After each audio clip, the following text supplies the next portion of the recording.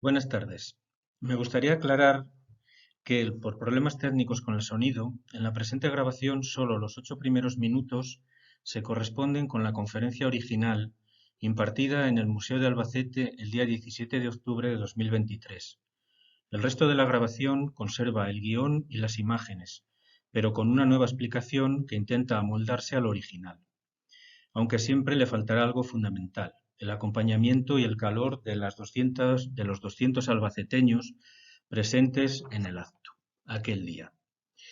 En segundo lugar, agradecer al Museo de Albacete, a la Asociación de Amigos del Museo de Albacete y especialmente a don Pascual Clemente el haber pensado en mí para esta conferencia.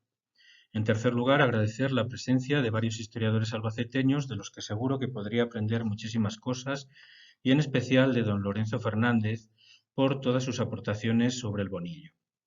En cuarto lugar, dedicar esta conferencia a don Juan Molina Ródenas, cura del Bonillo, que en sí mismo representa a cientos de curas parroquiales que a lo largo y ancho de este país se ocupan de mantener y de cuidar el patrimonio histórico-artístico. Toda una tarea de titanes.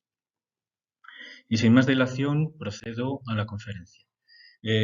Buenas tardes, me complace saludarles y darles la bienvenida a este nuevo ciclo de conferencias de los martes en el museo. ¿No se oye? Vale. Que lleva como título El Bonillo, Arte y Sociedad en la Edad Moderna.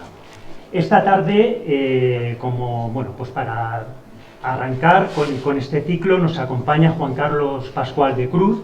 Él es licenciado en Geografía e Historia por la Universidad de Salamanca, es funcionario de carrera del Cuerpo de Profesores de Educación Secundaria entre 1999 y 2006 y del Cuerpo de Profesores de Artes Plásticas y Diseño en la especialidad Historia del Arte desde 2006. Y en la actualidad está impartiendo docencia en la Escuela de Arte Superior de Conservación y Restauración de Bienes Culturales de Valladolid. En 2011 defendió su tesis doctoral en la Universidad de Salamanca sobre la pintura renacentista de Lorenzo de Ávila, obteniendo la máxima calificación académica, un sobresaliente cum laude. Y 2 años después la publicó en el Instituto de Estudios Zamoranos, Florián de Ocampo, con el título Lorenzo de Ávila, una ilusión renacentista. El doctor Pascual de Cruz es autor de varios artículos sobre temas de arte en general y especialmente sobre pintura renacentista española. Además, ha escrito estudios para catálogos de exposiciones y fichas de piezas para 2 ediciones de Las Edades del Hombre. Como saben ustedes, Las Edades del Hombre es un proyecto cultural de una gran importancia que se desarrolla en la comunidad autónoma de Castilla y León y con un gran impacto en todo el territorio español, sobre todo por las magníficas piezas que se exponen allí, por su museografía y también por las sedes que utilizan. El profesor Juan Carlos Pascual también ha sido ponente en congresos y en ciclos de conferencias relacionados con el arte de Castilla y León, y recientemente, en junio de este año, ha presentado su segundo libro titulado Lorenzo de Ávila entre los principales pintores, donde hace una exhaustiva revisión y actualización sobre la figura y obra de Lorenzo de Ávila. Y nada más, pues les dejo con el conferenciante y agradecerle su presencia.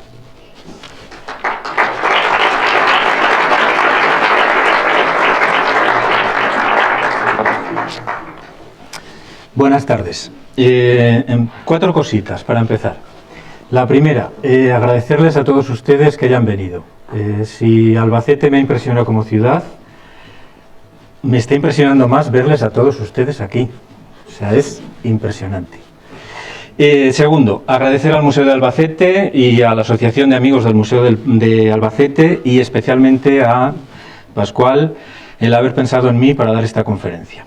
En tercer lugar, agradecer la presencia de varios historiadores albaceteños, de los que seguro que podría aprender muchísimas cosas, y en especial don Lorenzo Fernández por sus aportes del Bonillo.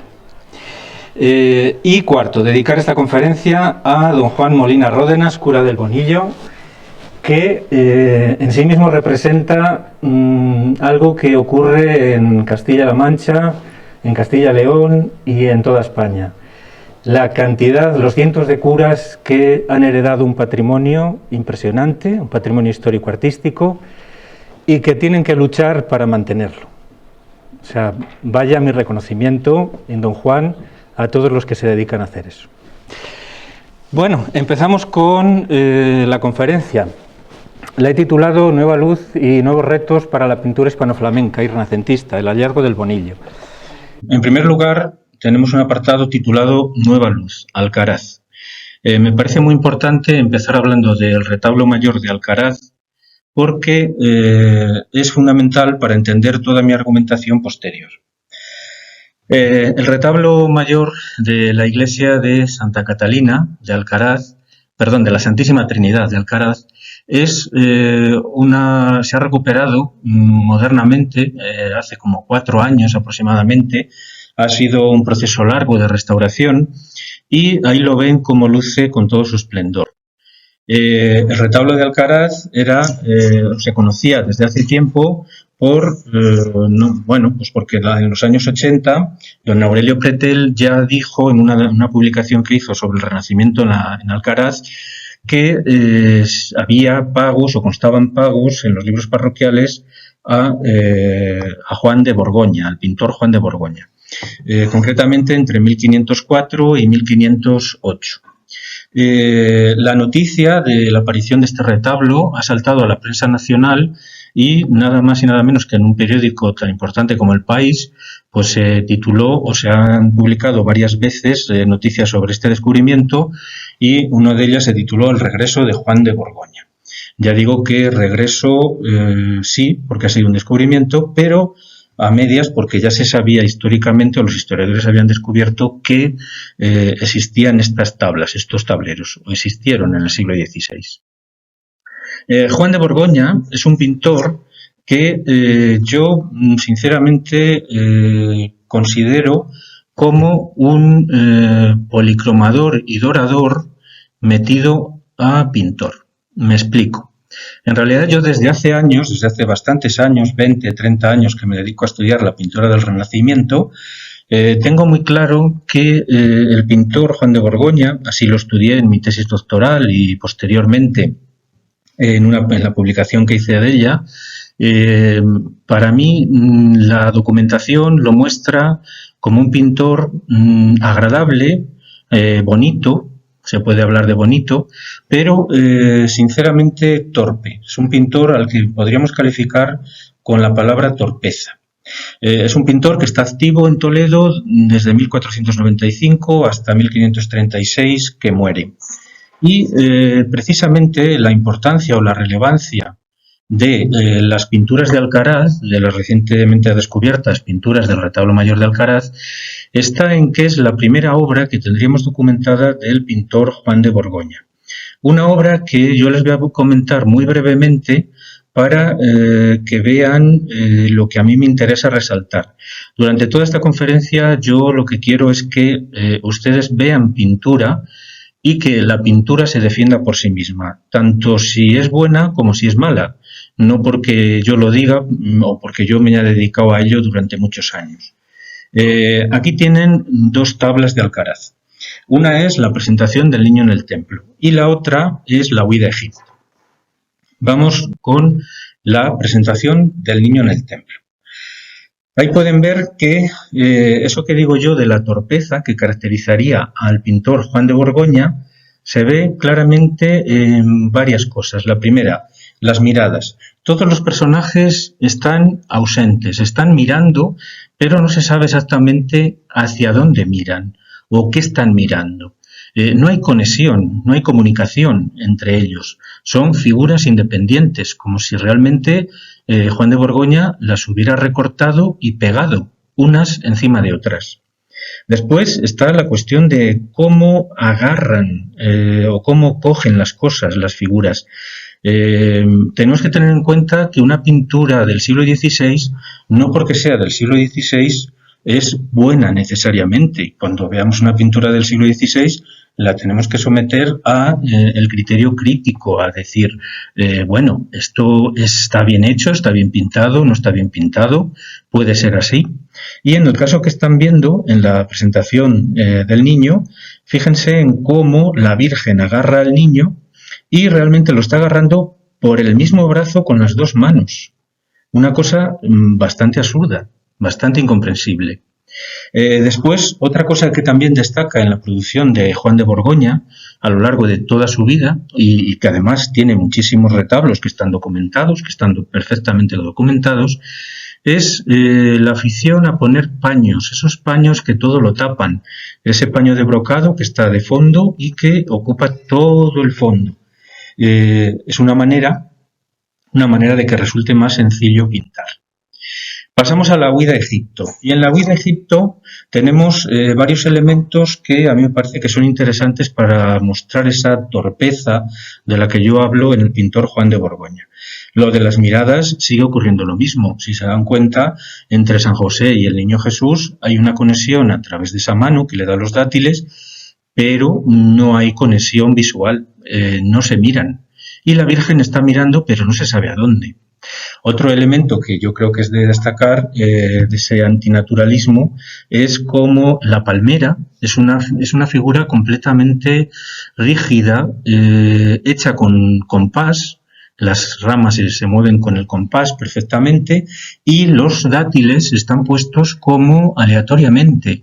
No es un criterio natural, es prácticamente antinatural. Y antinatural también es, y valga la redundancia, el paisaje. El paisaje que está reducido a la mínima expresión. Es una especie de cosa rara que tampoco vamos a negar que estas tablas han tenido que ser muy restauradas porque tenían partes perdidas. Eso es innegable. Pero la composición está ahí. Y la composición del paisaje es anodina, pobre, insípida. Y en la parte inferior de la huida a Egipto, lo que vemos es pues un animal, una borriquilla, que en realidad tiene 3 patas. Indudablemente tiene 4, pero si realmente la vemos de lejos, a la altura en la que está en el retablo, la sensación es de 3 patas, no de 4. Es una manera un poco torpe de trazar la figura del animal. Y después hay otros elementos también que son antinaturales. El cuello saliendo de debajo del manto, pero con otra parte del manto de la Virgen que está por detrás del cuello, lo cual resulta incomprensible, completamente incomprensible. Y si nos vamos al paisaje que está en primer plano, a esas plantas, pues también resultan anodinas. Son unas plantas esquemáticas, sencillotas, sin gracia, sin arte, podríamos decir.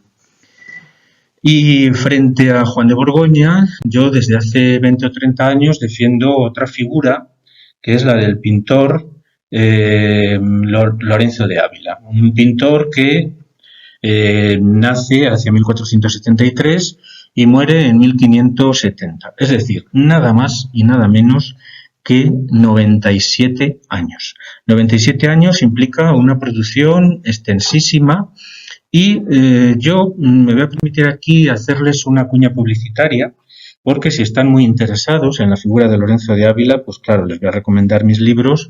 El primero, Lorenzo de Ávila, una ilusión renacentista, y el segundo, Lorenzo de Ávila, entre los principales pintores, que acaba de salir ahora en junio, hace unos meses.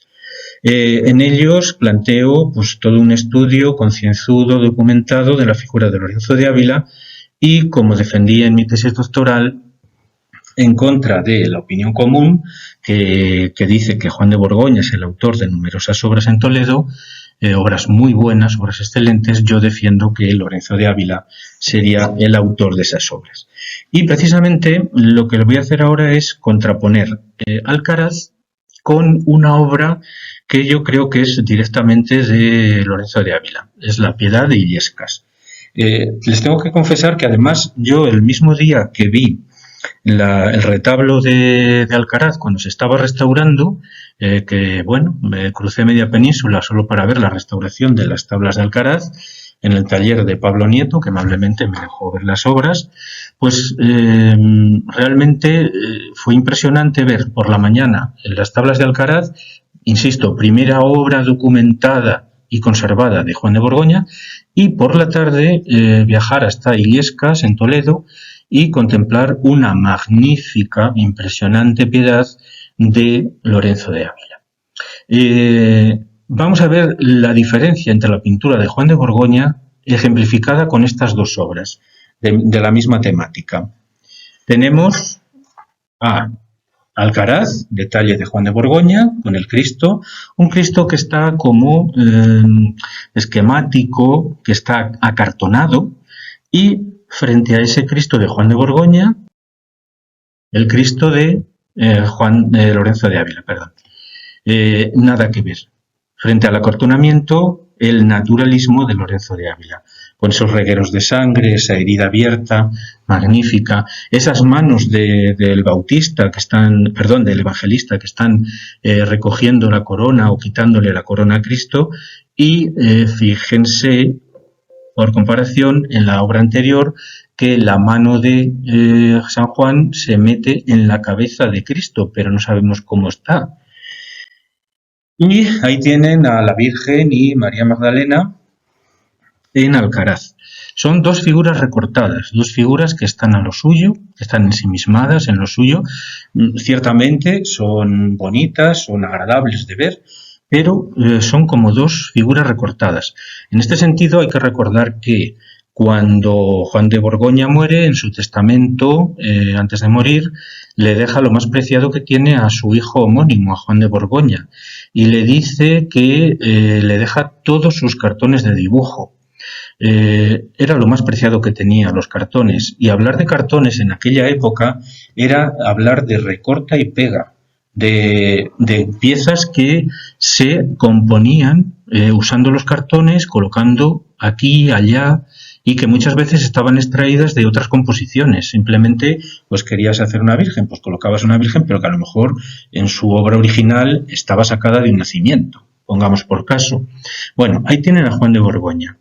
Y aquí tienen la expresividad de la Virgen llorando, con ese patetismo heredado de lo flamenco, porque, sin lugar a dudas, Lorenzo de Ávila tiene toda una formación, que es lo que he explicado en este último libro, basada en el contacto con la pintura flamenca o formación en el ámbito de lo flamenco, concretamente con el pintor Fernando Gallego y posteriormente con Pedro Berruguete, que también forma parte de esa tradición hispano-flamenca.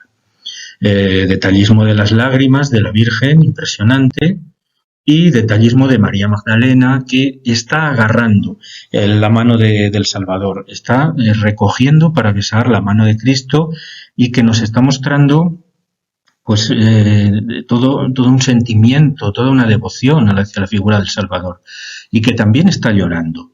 Y después, aparte, pues están detalles increíbles, pues como el velo, ese velo transparente, que bueno, es todo un prodigio verlo pintado, y el tejido de brocado de oro, que también es increíble, es una muestra palpable de ese realismo flamenco en los textiles, en todos los elementos. Ahí tienen Alcaraz, y esta imagen se la pongo porque es para que vean, para que se fijen en el paisaje. Paisaje que es de Juan de Borgoña y que es tremendamente sencillo, pero de un sencillo que raya en lo ramplón. Y frente a eso les muestro ahora el paisaje de la Piedad de Illescas, que es todo un alarde de naturalismo. Naturalismo porque ahí están las aves, los pájaros revoloteando, como es lógico y normal en la naturaleza, los árboles, los arbustos, los peñascos. Es un paisaje real, es un paisaje que lo vemos y nos identificamos con él. Yo me atrevería a decir incluso que es el paisaje del sistema central, que seguramente que Lorenzo de Ávila lo cruzó muchas veces entre Ávila y Toledo y Ávila. Y simplemente, para que vean ese naturalismo y ese detallismo de Lorenzo de Ávila, les voy a poner el detalle de la zarza que aparece en ese plano lateral, que es todo un prodigio, con esas ramas que se retuercen, se ve el carácter espinoso, se ve cómo otras zarzas se lían en las ramas. Bueno, es todo un detalle de naturalismo que nunca vemos en Juan de Borgoña, que reduce la naturaleza a la mínima expresión. Y, claro, justamente Alcaraz e Illescas son dos obras de antes de la sala capitular. La sala capitular que se hace 1508-9 y que está mostrando la obra más importante del Renacimiento español. Es una obra que, bueno, en sí misma resume toda la pintura de la época, toda la pintura del momento. Es la herencia del Quattrocento, la herencia del mundo hispano-flamenco y al mismo tiempo el triunfo definitivo ya del Renacimiento. Es el pleno Renacimiento. Esta obra yo tengo clarísimo, y así lo demostré en mi tesis doctoral, que no es una obra de Juan de Borgoña. Juan de Borgoña ha cobrado, que por cierto después no se le ha tasado la obra, pero sencillamente yo pienso que ese cobro es para pagar a los que realmente están haciendo la pintura. Y yo defiendo desde hace mucho tiempo que ese pintor, compositor, dibujante y magnífico pintor es Lorenzo de Ávila. Lorenzo de Ávila que muestra antes de esta obra todo un estilo magnífico y después de esta obra va a mantenerlo en, por ejemplo, pues en los años 20, 30, 40 en Castilla y León. Realmente Juan de Borgoña está presente en la sala capitular, pero está presente en los retratos de Croix y Fonseca, de los arzobispos Croix y Fonseca, que muestran el estilo ese tan desabrido propio del pintor. Y dejo ya Alcaraz y todos estos datos que sé que pueden resultar un tanto sorprendentes, pero que realmente si están muy interesados pues pueden explayarse en mis dos libros con toda la argumentación necesaria y toda la documentación que, bueno, yo creo que modestamente vine a corroborar. Y ya continúo con el objeto directo de esta conferencia, que es el Bonillo, los descubrimientos que se han producido en el Bonillo. Ahí tienen la iglesia de Santa Catalina, en el Bonillo, una vista del pueblo. La iglesia parroquial es una auténtica catedral de la Mancha, es impresionante estar allí y ver esos pilares enormes, esa cantidad de retablos barrocos. Y precisamente uno de esos retablos barrocos es el que está dedicado a San José. Un retablo que, como bien ha estudiado Lorenzo Fernández, pues tuvo una serie de avatares históricos. Es posible que incluso las tablas que hoy en día se han encontrado debajo de esas pinturas barrocas, pues originalmente hubieran estado en la propia iglesia de Santa Catalina, en la capilla de la familia Sánchez del Abad. Pero la historia hace que las piezas de arte se muevan y que esas tablas originales del siglo XV, de finales del siglo XV, acabaran en un retablo, y ese retablo acabó en un monasterio del pueblo del Bonillo, dedicado a la Madre de Dios, que regentaban los monjes agustinos. En la desamortización, por las vueltas de la historia, pues ese retablo al final vuelve a la parroquia de Santa Catalina, y es que es donde actualmente se encuentra. ¿Y qué ocurre? Pues que al desmontar este retablo, en fechas recientes, hace un par de años, pues se dan cuenta de que limpian las pinturas barrocas, y el mismo restaurador, que haya habido mucha suerte, porque ha coincidido que el mismo restaurador, Pablo Nieto, que ha hecho la restauración de Alcaraz, pues también se le encarga la restauración del Bonillo, del retablo de San José.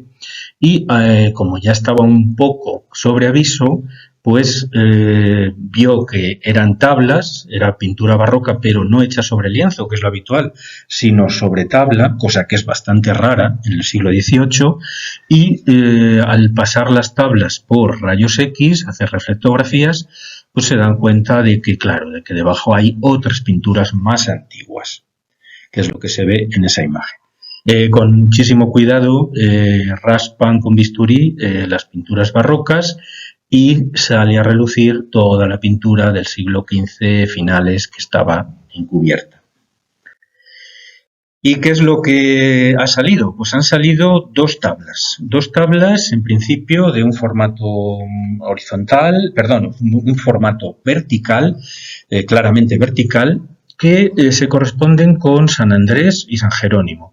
San Andrés con su aspa, su libro de apóstol, y San Jerónimo con sus vestimentas de cardenal y su animal emblemático, el león, que le acompañó en el desierto durante su periodo de meditación. ¿Qué ocurre con estas dos tablas? Pues curiosamente, Lorenzo Fernández hacía muy poquito, en 2022, había publicado un libro que se ocupaba de toda la tarea de mecenazgo, fundaciones, capellanías y demás en la época moderna en el Bonillo.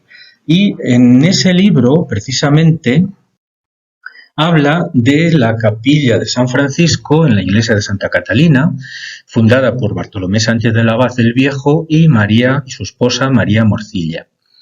Y además, en el testamento de Bartolomé Sánchez del Abad el Viejo, otorgado en el Bonillo el 27 de octubre de 1507, ante el escribano Bartolomé San Domingo Marco, se dice claramente: «Y ten mando que las 3 misas que han de ser dichas por el dicho capellán en cada semana, como dicho es, se digan en esta manera: que la misa del lunes sea misa de finados, la misa del miércoles sea la misa de la resurrección, con una coleta de señora San Jerónima». Aquí han dicho San Jerónima, escrito San Jerónima, pero bueno, se entiende que es San Jerónimo, cuya imagen está pintada en el retablo que yo, en la dicha mi mujer, dejamos fecho en la dicha capilla, y la misa del viernes sea la misa de la cruz con una letanía e oración de señor San Andrés, cuya imagen dejamos pintada en el dicho retablo, porque los dichos bienaventurados ellos sean intercesores ante nuestro Señor y a su gloriosa Madre por las ánimas de mí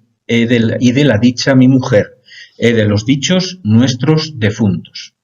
Queda claro que estas dos tablas, al menos, estaban formando parte de un retablo en la capilla de San Francisco de la iglesia de Santa Catalina, que era fundación de la familia Sánchez del Abad. Los Sánchez del Abad eran ricos propietarios, o como podríamos llamar más exactamente, terratenientes. Eran de origen aragonés, habían venido en el siglo XIV, después de la peste negra, a repoblar territorios de la Mancha, y concretamente se centran en la localidad del Bonillo, donde tienen una gran cantidad de terreno, y esos beneficios que les produce la agricultura y también la ganadería se van a invertir, en este caso, en mecenazgo de tipo religioso. Fundan la capilla de San Francisco y se supone que hacen un retablo, porque está documentado. Retablo que, por cierto, pues claro, no existe. ¿Qué pasa con estas dos tablas? Pues yo creo que originalmente estas dos tablas formaron parte de un tríptico del que no sabemos exactamente qué tenía en el centro, pero a mí es que ese formato de las tablas me habla claramente de puertas de tríptico.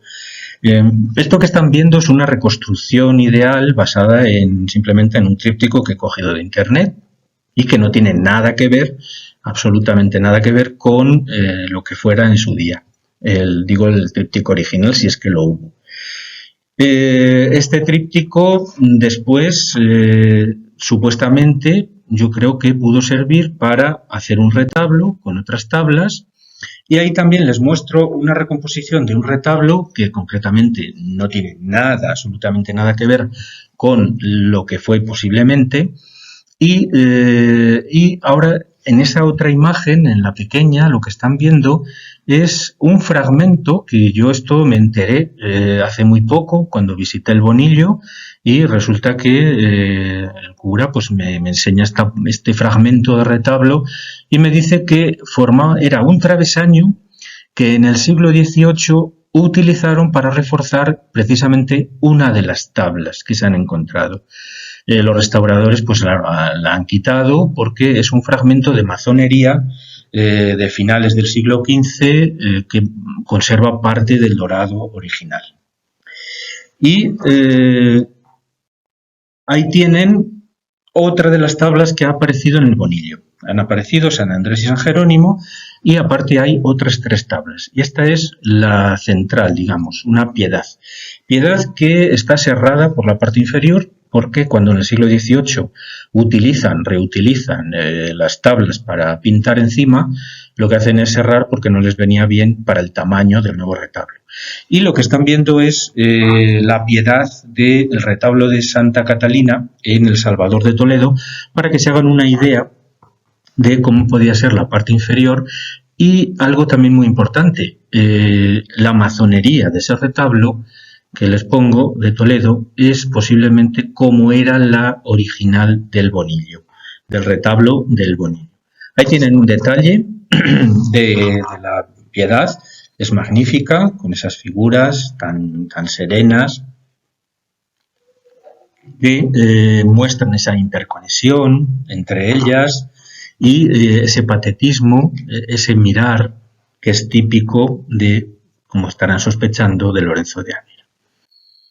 Y también el paisaje que es una maravilla y que, tiene las típicas nubes aborregadas, los berrocales, las plantas secas, los arbustos, los bosques, las lejanías y los pajaritos. Los pajaritos, se dan cuenta, recuerdan en Illescas, esa naturaleza que está viva, completamente viva. Y las otras 2 tablas que aparecieron junto con la piedad son un Santo Domingo de Guzmán y un San Francisco. Santo Domingo y San Francisco, San Francisco tiene la lógica tan simple como que la capilla estaba dedicada a San Francisco. Pero aparte ponen a Santo Domingo porque al parecer tenían mucha devoción los Sánchez del Abad a Santo Domingo, el fundador de los dominicos. 2 figuras que son fundamentales. Franciscanos y dominicos explican a partir del siglo XIII todas las grandes fundaciones monásticas en España. Y detalle, para que vean el naturalismo, del libro de Santo Domingo, con esas manos, con esos dedos tan bien hechos, tan bien dibujados. Es muy propio de Lorenzo de Ávila el dibujo que es magistral. Y un simple detalle, ese carácter prensil, pero ese carácter prensil aplicado a esa hoja que se mueve con el roce de los dedos y que deja en sombra el resto de la página que hay debajo. Y un detalle magnífico que a mí me impresionó cuando vi la tabla en directo, les puedo asegurar que las tablas en directo son maravillosas. En fotografía realmente es que no hacen justicia a las fotos a estas tablas, son impresionantes de ver. Y ahí tienen el detalle del cíngulo o del cinturón de San Francisco con esa cuerda anudada, que también muestra un dibujo tremendamente hermoso. Bueno, y pasamos al tercer apartado que, es que ya más o menos les he ido hablando de por dónde van los tiros de mi conferencia. Voy a hablarles de la comparación estilística y la atribución. Y, empezaré por las 2 tablas, estas de San Andrés y San Jerónimo. ¿Qué ocurre con estas 2 tablas? Bueno, pues yo, me he dedicado a estudiar al pintor Lorenzo de Ávila durante mucho tiempo, pero, estudiar a un pintor en el siglo XV y XVI es además estudiar a todos los pintores que le rodean, a los pintores con los que tiene relación o no, pero que están presentes, a los pintores que le han podido influir, en fin. Es al final estudiar toda la pintura de la época. Y en mi modesta opinión, yo creo que tal vez se pueden relacionar estas 2 tablas con la obra de Francisco Chacón. Francisco Chacón es un pintor que es muy importante en el sentido de que la documentación lo muestra nada más y nada menos que en 1474 al servicio del arzobispo Carrillo de Acuña, Alonso Carrillo de Acuña, y que lo nombra nada más y nada menos que pintor de la Catedral de Toledo a su servicio, con además una renta anual a cargo de la catedral, es decir, con un sueldo. Y en 1480 tenemos otro dato que es también importantísimo. La reina Isabel la Católica lo nombra su pintor. Y además se sabe por el documento precisamente anterior de Carrillo de Acuña que ya era pintor de la princesa de Asturias, cuando Isabel era princesa de Asturias. Y frente a esos datos que lo sitúan en una posición muy, muy alta y muy privilegiada en la corte y con nada menos que con el arzobispo Carrillo, pues tenemos el desconocimiento total de su obra. ¿Por qué? Pues porque solamente tenemos documentados 2 retablos y han desaparecido. Y por suerte, tenemos una obra suya que se ha conservado y que además está firmada. Y les puedo asegurar que está firmada porque, como he estudiado en mi última publicación, la firma de Chacón se corresponde con la firma que aparece en la pintura, con una raya que ocupa toda la parte superior de la palabra Chacón. Luego, no solo es que esté firmado, sino que sería su firma auténtica. Y respecto a la Piedad de Granada, porque esta obra se conserva en Granada, en el Museo de Bellas Artes, la historia es un poco compleja y no es el caso hablar ahora de ella, pero es una pieza que es muy interesante. ¿Y qué ocurre? Pues que la Piedad de Granada lo que muestra es un estilo que, ahí tienen un detalle, que yo creo que se puede hermanar más o menos con el de las 2 tablas que están viendo ahí, de San Andrés y San Jerónimo, que están en el Bonillo. Es la misma manera de hacer la anatomía, de hacer las manos, los rostros, cosas que son, o tal vez puedan considerarse morelianas por algunos, pero que al final son fundamentales cuando lo único que tienes es la pintura. Cuando no tienes documentación, pues tienes que recurrir a la propia pintura. Y eso es lo que dice la propia pintura. Bueno, un detalle incluso curioso, que a mí me resultó, bueno, pues un poco jocoso, es que la melena de San Juan en Granada está hecha de la misma manera que la melena del león en el Bonillo. Un detalle curioso, gracioso, pero que muestra cómo un pintor siempre tiene unos dejes, unas maneras, unas formas de trabajar que lo diferencian de otros pintores, porque al fin y al cabo todos escribimos de una manera diferente y todos somos diferentes.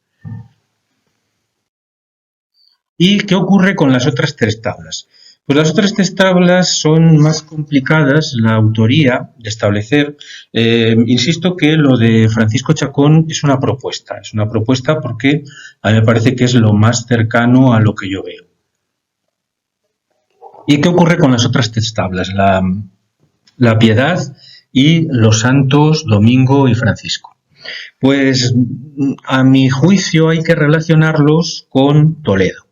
Y concretamente tenemos que viajar a la iglesia de El Salvador.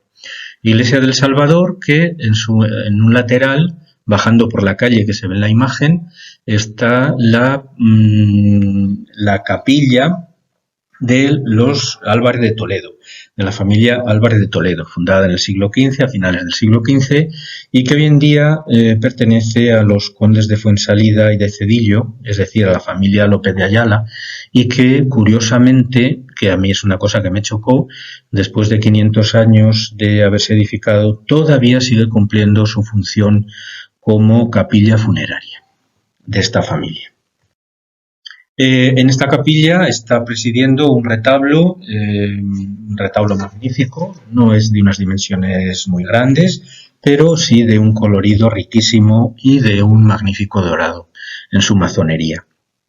Calle central con imágenes de Santa Catalina, la Virgen y un Calvario, y lo que nos interesa a nosotros es la pintura, las tablas pintadas. Aquí les tengo que hacer una especie de resumen muy, muy breve y se van a tener que fiar un poco de mi palabra. Yo, por supuesto, en lo que he escrito en mi último libro, pues hablo de ello, pero aquí les voy a resumir muy brevemente. ¿Cómo veo yo el retablo de Santa Catalina? Pues el retablo de Santa Catalina, que a mí sinceramente me ha dado muchos quebraderos de cabeza porque no lograba entender qué ocurría con él, por qué había tantas diferencias, pues a la conclusión que he podido llegar, y precisamente en eso me ha ayudado mucho la aparición de estas 3 tablas en el Bonillo, es que esta obra se contrata seguramente por 2 pintores. Yo me atrevo a decir que por uno, por Pedro Berruguete.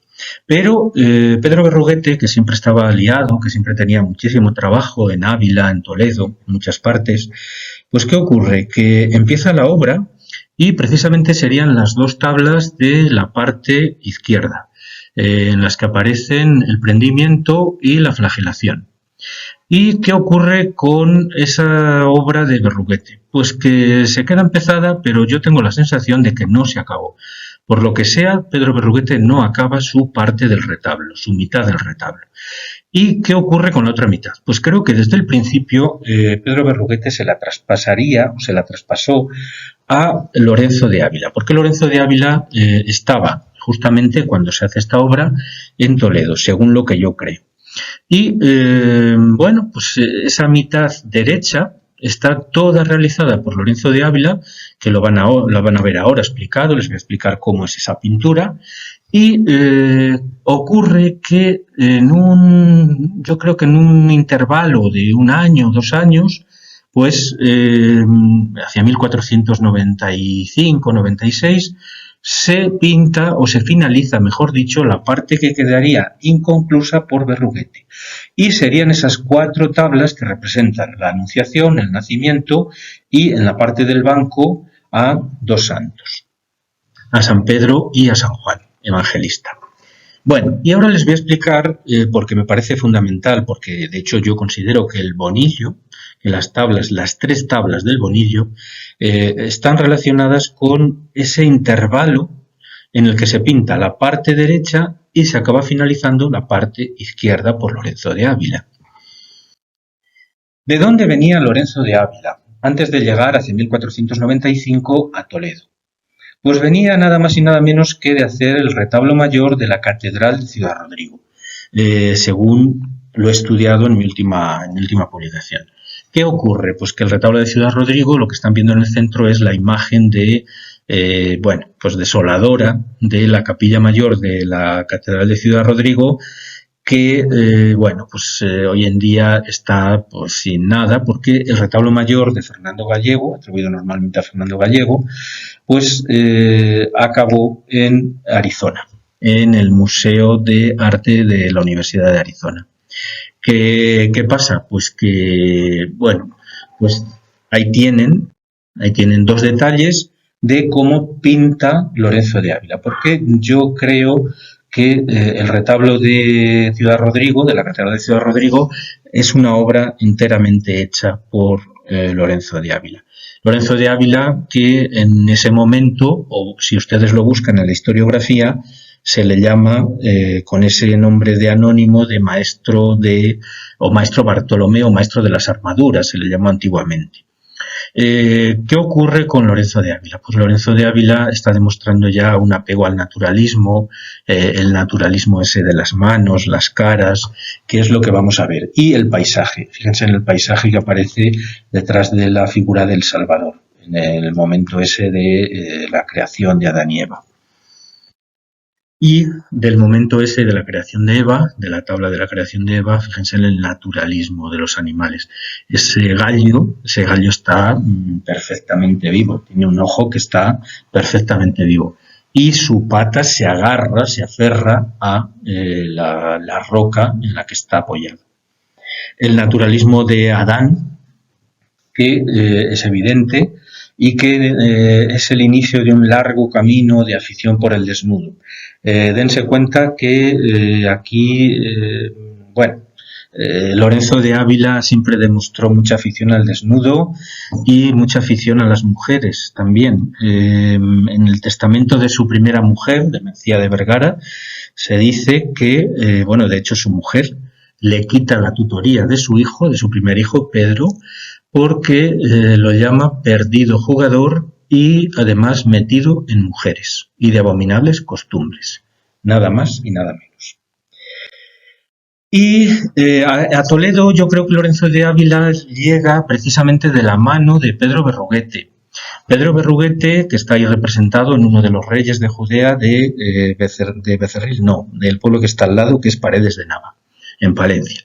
Y fíjense en la forma de hacer las manos, el rostro de ese rey, como en las dos tablas que están al lado, que son del retablo de Santa Catalina en Toledo, estamos viendo ese mismo estilo de Berruguete, pero con la tradición flamenca o hispano-flamenca de Fernando Gallego. Es decir, estamos viendo una síntesis de dos tradiciones. Y hay que recordar que Pedro Berruguete, yo creo que estuvo en Italia, yo estoy convencido de que estuvo en Italia, y lo que trae también es la pintura del Quattrocento italiano. Ahí tienen tres de las imágenes del retablo de Santa Catalina: la adoración de los Reyes Magos, la huida a Egipto y la resurrección. Y finalmente la piedad del retablo de Santa Catalina al lado de la piedad del Bonillo. Yo creo que la relación es más que evidente, es fundamental. ¿Y qué pasa con las otras figuras? Pues únicamente les voy a poner la imagen de Santo Domingo con una comparativa con el San Juan Evangelista del retablo de Ciudad Rodrigo, del antiguo retablo mayor de la Catedral de Ciudad Rodrigo. La relación también es evidente, la elegancia formal, la forma de coger las cosas, ese carácter prensil que tiene Lorenzo de Ávila, la forma de hacer la anatomía, todo ello es claramente igual. Y fíjense en un detalle, Lorenzo de Ávila y Ciudad Rodrigo está dentro de ese contexto de Fernando Gallego, muy flamenco, muy flamenquizante, y el paño de brocado ocupa todo el fondo. La tendencia de Lorenzo de Ávila es, aquí ya en el Bonillo y en Santa Catalina, a ir quitando los paños de fondo, una gran afición de Juan de Borgoña, por cierto, para ocultar, para tapar, y él va quitando esa importancia de los paños para darle espacio vital al paisaje, como se ve en estas imágenes de El Bonillo, de Santo Domingo, San Francisco y de la Piedad. El paisaje es fundamental. Y yo me atrevería a decir que el paisaje es algo definitorio en toda la producción de Lorenzo de Ávila. Ahí les voy a mostrar una especie de visión final de varias obras de Lorenzo de Ávila, donde se puede ver perfectamente todo el paisaje, o sea, cómo evoluciona con los años el paisaje. Ahí tienen una obra en Italia que, es yo creo que claramente de Lorenzo de Ávila, aunque en los catálogos y en los estudios de los historiadores, pues bueno, se dice que es Perugino. Sinceramente, no sé cómo se puede decir que esto es Perugino, y más de unas fechas tan tempranas como las que se le quieran atribuir. El paisaje, la importancia del paisaje. Es una adoración de los Reyes Magos tremendamente bonita, y al fondo esa importancia de los roquedales, de las montañas, del cielo. Otra obra que hace en Italia, que es muy importante, el misal breviario de Fernando el Católico, que yo le he atribuido en mi última publicación, y que también vemos cómo ese paisaje se repite. Incluso hay mucha relación con el Bonillo, en esos árboles secos, los roquedos. Y por supuesto llega a Toledo, y en Toledo pues hace la sala capitular, porque yo estoy convencido de que es el pintor de la sala capitular y no Juan de Borgoña. ¿Cómo es el paisaje? Pues es con todas las constantes del paisaje de Lorenzo de Ávila. Un magnífico paisaje, ese que se ve al fondo de la Visitación. Y la continuación en una obra ya en la meseta norte, en Castilla. En la parte de Valladolid tenemos un retablo que acaban de restaurar precisamente hace un par de años también, y el retablo mayor de la iglesia de San Miguel en Pedrosa del Rey. Es un retablo magnífico, magnífico, con unas tablas que han recuperado todo el esplendor de la pintura del Renacimiento. Y ahí están viendo precisamente un fragmento de una de ellas, que tiene un paisaje precioso, que es la tabla de el Noli Me Tangere, o aparición de Cristo a María Magdalena. El paisaje es el mismo que Lorenzo viene arrastrando desde Ciudad Rodrigo, que va a poner en Toledo, en Italia, y finalmente pues ya en su etapa toresana, cuando se va a Toro con unos 60 años. Y precisamente ya cuando está establecido por toda esa zona, tenemos en Benavente, en el Hospital de la Piedad, esta piedad, esta lamentación sobre el cuerpo muerto de Cristo, en el que aparece precisamente otro paisaje también espléndido, majestuoso. Y fíjense las contraposiciones típicas del paisaje de Lorenzo. A un lado, todo despejado para que se vean las lejanías, los famosos lejos, de los que hablaban en los contratos, y a otro lado el bosque. Y del bosque sale una rama seca, completamente seca, y del pequeño arbolito que hay al otro lado sale una rama que ha reverdecido. Y como siempre, los pájaros, las nubes algodonosas, las montañas y los ríos que surcan el paisaje y que se acercan a las ciudades.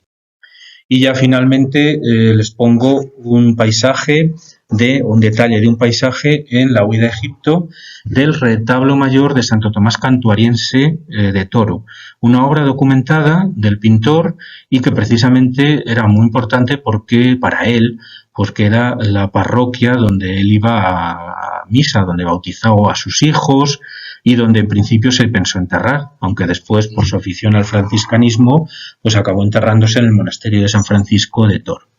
Fíjense otra vez, de nuevo, los árboles, los troncos, las nubes, el castillo de fondo, esas lejanías tan preciosas. Y incluso la forma esa prensil de las manos de la Virgen están sujetando vivamente al niño, y el niño está abrazándole el cuello a la Virgen, está agarrándose del cuello de la Virgen. Eso son gestos naturales que nunca veremos en Juan de Borgoña. Termino con el fondo de la Piedad del Bonillo, con las lejanías, para animarles a visitar el Bonillo, donde sinceramente me trataron fenomenal, y dándole las gracias por su presencia. Buenas tardes y muchas gracias.